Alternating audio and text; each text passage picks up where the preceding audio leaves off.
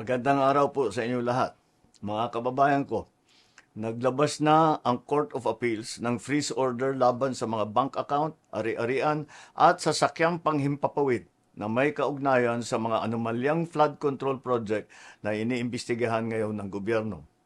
Sakop ng freeze order ang mga account at ari-arian ng Silver Wolves Construction Corporation at Skyyard Aviation Corporation, pati na rin ang mga personal account at asset ng mga individual na nasangkot sa investigasyon.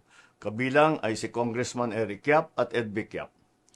May mahigit 16 billion na ang pumasok sa mga transaksyon ng Silver Wolves mula 2022 hanggang 2025. Nakaramihan ay may kaugnayan sa mga flood control project ng DPWH.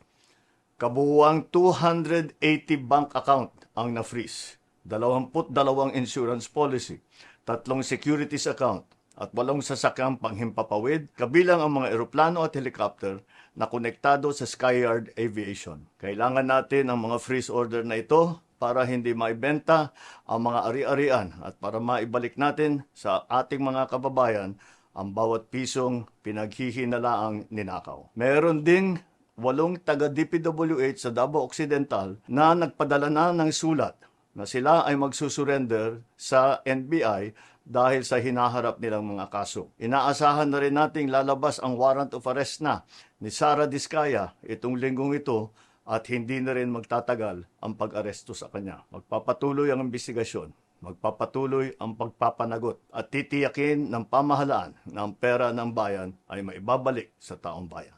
Maraming salamat po.